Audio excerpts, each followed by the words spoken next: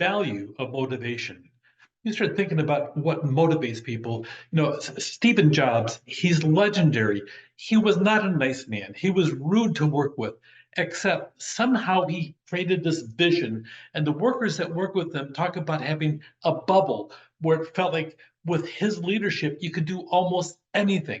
He truly motivated the people around him. And it wasn't because he was a nice guy, it was because he was a visionary and he pushed people past anything they could ever dream they could have done before. Incredible. And by the way, he changed the world.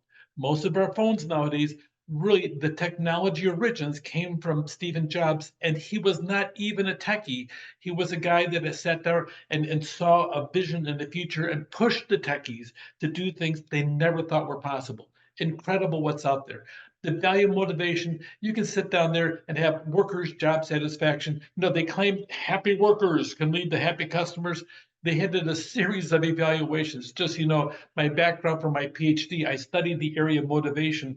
And out of 56 studies, not one of them showed that that a happy worker was more motivated to do a better job. And then miraculously, 3 studies came out the next year. I questioned the data. The reality, by the time it's all done, you can have a satisfied worker, but the reality is that an unhappy worker is likely to leave. And if you look at the data, it shows that whenever an employee leaves, it takes about 6 months' salary to bring somebody in and to train that replacement. So you're better off profitability wise, finding out what's wrong with the person, make sure they're better off. And sometimes, if they're not doing their job, then you get rid of them because getting rid of one negative person can change your entire environment. It's incredible how that can happen. So pay attention to your workers, hire good ones, and the ones that you have, especially the high producing ones, you want to sit down and motivate them to stay. And they're not always the loudest ones. Often, they're some of the quietest ones you have out there. Pay attention to motivation. What motivates this person does not motivate this person over here. I've had people sit down and they're motivated. They sit down and you give them a certificate or a trophy. Yes, they love it. This one over here, you do anything publicly, they can, oh no, I don't really want anything. How about if we sat down and gave you a gift certificate to go to the restaurant of your choice? Okay, that'd be good. Okay, but you don't want to have a trophy. You don't want a presentation. No. What about your birthday? Can we celebrate your birthday? No, I'm kind of a private person, but they crank out so much work. Pay attention to who does the work and the quality work, and before you start passing out awards, because sometimes the squeaky people, they don't do anything except squeak. So pay attention to the process. Some people have rewards that are intrinsic. They're looking for some kind of satisfaction. And a lot of it really finds the work that they like to do. Surprisingly, work itself can be a reward and accomplishing things. And then sometimes there's people that like to have extrinsic rewards.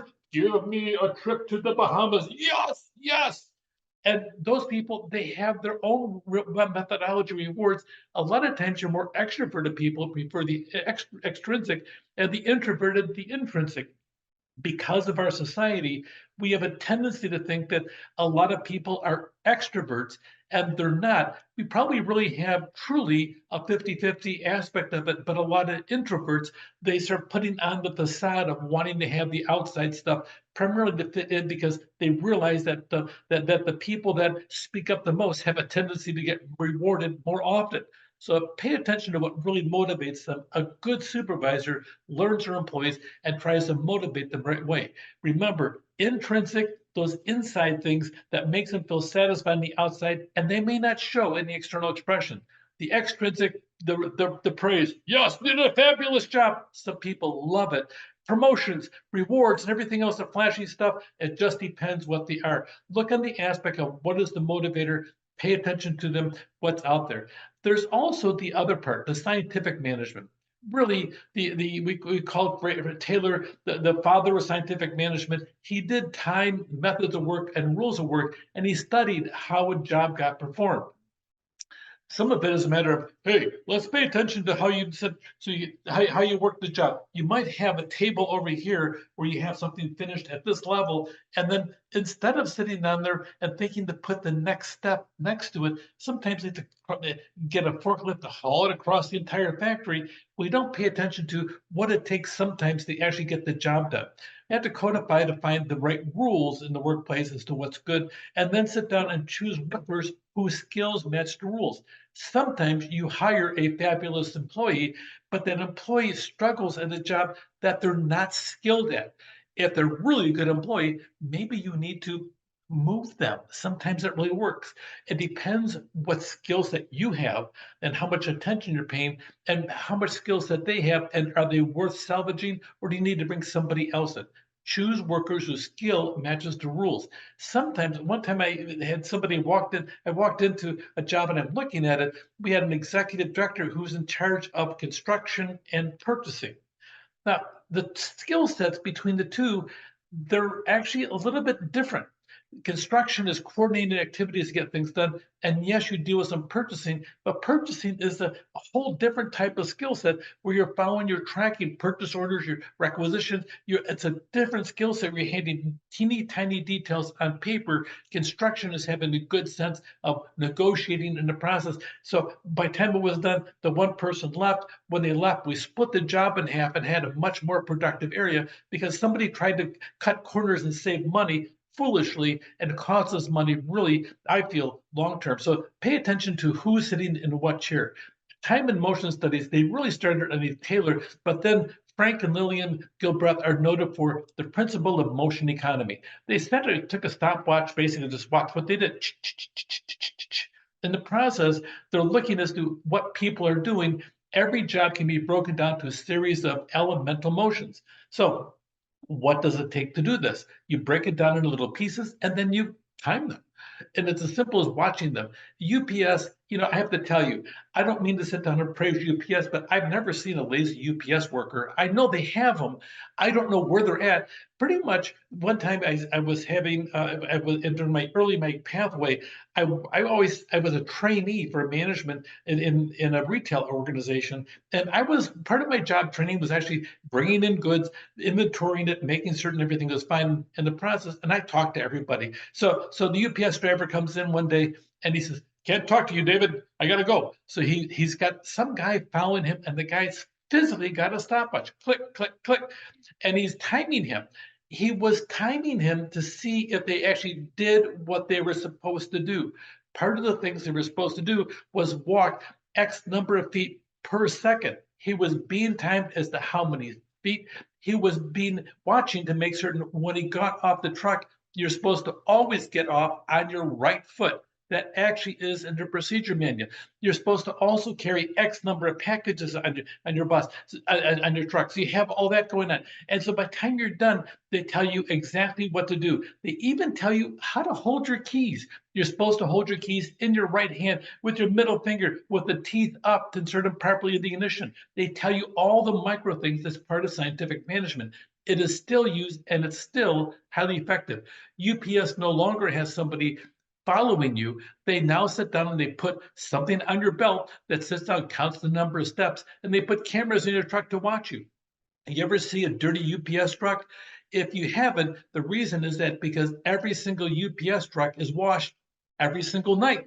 That's why they're clean. You also will not notice it, but you'll find out that UPS trucks, a lot of them are 20, 25, and 30 years old, still driving the road because of the fact they have a super regular maintenance schedule and they maintain them in mint condition all the time, and they save money by using the principles of scientific management with regular schedule and watching what people do. Sometimes employees are stressed. To some extent, every job will have its stress. It's called work, not fun. Isn't that amazing? If you want to have fun, maybe you can have it at work, okay? But it's a side issue because it's really called work, not fun. If you want to have fun, do it after work. Sometimes you have a negative attitude about works. If you're a supervisor, if you can pull off motivating somebody to be happy about coming into work 3 days out of 5, you're really a great supervisor. If you look at the number of hours people work, If they're working 8 hours a day, it looks like on the books they only work about 5 hours, and they talk, they sit down, they socialize, and they do other things the other 3 hours. So it depends how good you are, how to motivate them. Watch about the aspect of stress. Make certain if they're stressing, they have a right to stress about it, and you're paying attention to what's going on. Sometimes you have to reach out to coworkers, take time to exercise, choose healthy foods, have some positive thinking in the process. And I want to talk especially about the aspect of what it means to have a great work environment. And that comes from Elton Mayo and the thing called the Hawthorne studies. We call it the Hawthorne effect. What really happened on the Hawthorne effect was they had 8 different plants they started in. And in the plants on the Hawthorne study, by the way, this is usually a test question. On the Hawthorne study, they tested people by changing the lighting in the facility. So this is back in the 30s, and by the main plant ended up being the Hawthorne plant for General Electric. So they had a crew come in and they increased the lighting to see if increased lighting by using the scientific method would overall improve the productivity. They found that as the researchers walked around their clipboards, their suits and their ties on, watching people work, that productivity went up. They thought, okay, let's see what happens if we increase the lighting even more. They raised the lighting again. Productivity went up. They raised the lighting again. The crew came in, they changed all the light bulbs. All the employees are watching all this activity. They're watching the people at the clipboards. Productivity went up again. And again, they kept on raising the lights to the point you almost needed sunglasses to go to work. They got so bright in the workplace. Well, the researcher says, okay, let's lower the lighting. So they lowered the lighting. They actually lowered the lighting past the original one, and it got so dark in the workplace, people were stumbling and everything in the process. And productivity didn't decline, it went up. It still kept on going up. By the time they were done, these researchers out of Harvard, they says, oh, this is just doesn't make any sense. And a couple of the plants dropped out of the study altogether. What they found, it had nothing to do with the lighting. It had nothing to do with anything except the dudes up on the ladder changing the light bulbs. They were changing the light bulbs. The employees realized that this management was paying attention to the work that they were doing.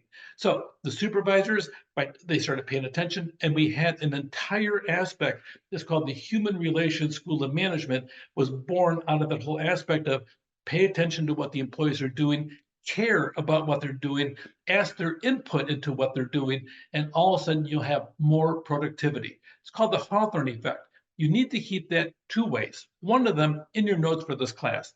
The other one, you need to pay attention in your head when you leave this place and you go on to the next steps in your life, and you too become an executive in some place or start your own business. Remember the aspect of pay attention to the employees, talk to them. Don't be afraid to plop yourself down in a chair next to them and ask them how things are going, and be afraid that they'll tell you. Pay attention, it's always good. It's called the value of motivation. If you do it right, you can have a transference of the corporate goals you want to achieve into their own world and something that they'll want to do. You can move past difficulties into success and have a shared vision with your employees, all because of you paid attention about this concept of motivating your employees. Take care.